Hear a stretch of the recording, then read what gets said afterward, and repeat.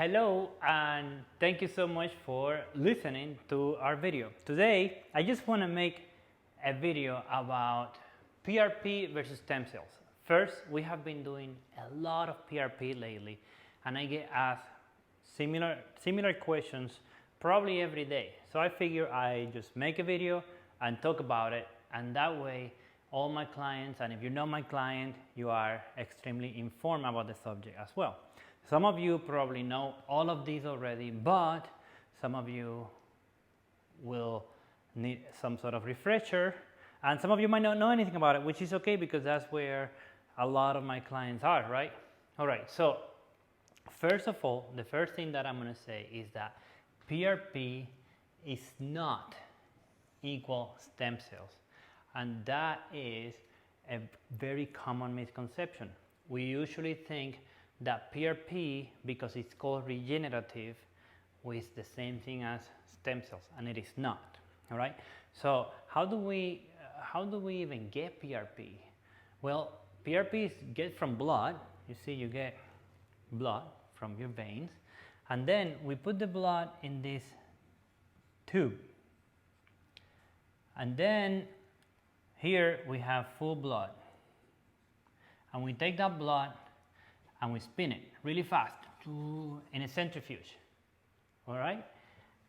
And when we spin it with the proper methodology, we actually get a separation, which is more like this. And this separation contains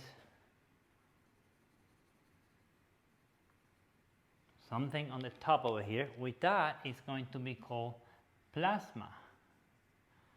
Then, right in this area over here, we have something called a buffy coat. Buffy coat.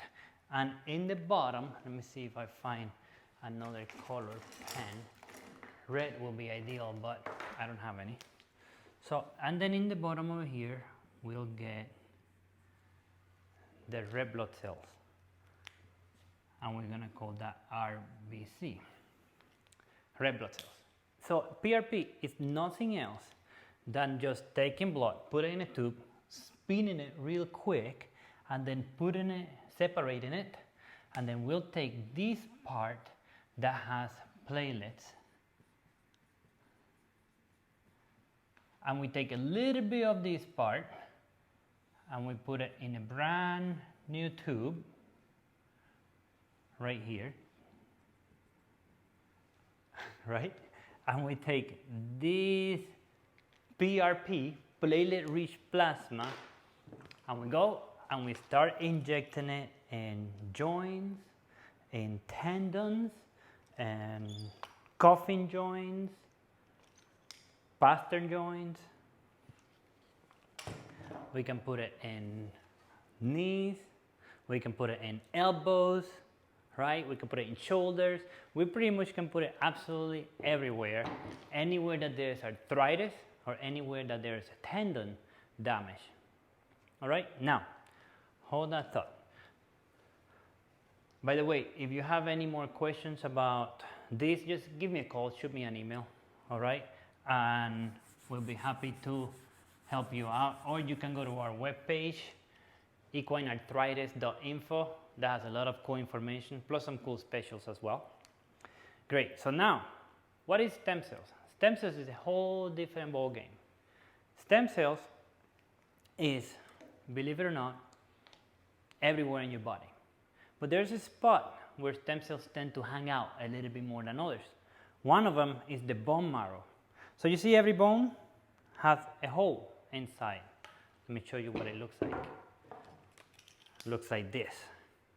You see that hole inside that bone? That is called the bone marrow. The bone marrow has a whole lot of stem cells. Where else there are stem cells? In the fat, a lot of stem cells.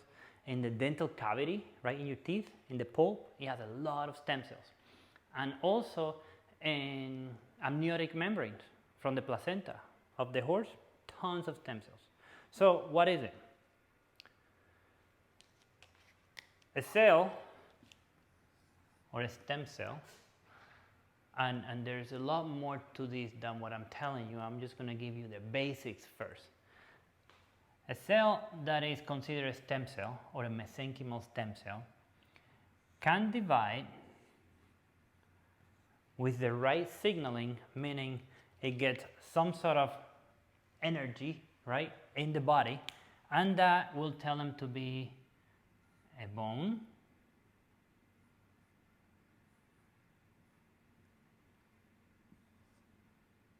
don't you love my drawings? They're fun. It could be a bone, right, or it could be a tendon,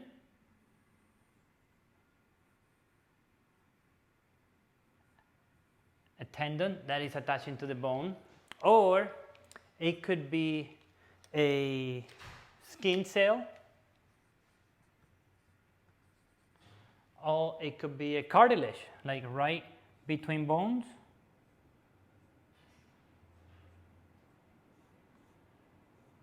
Right between two bones in a joint, there's cartilage right there.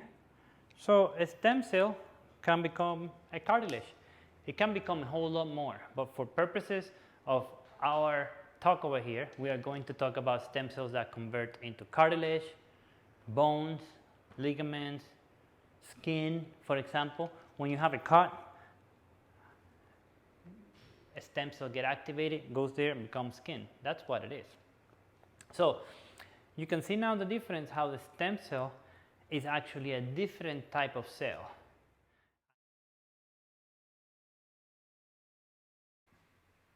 And on the next video, what I'm going to do is I'm going to show you how do we decide which cells to use for your horse, whether we're going to use PRP or whether we're going to use stem cells.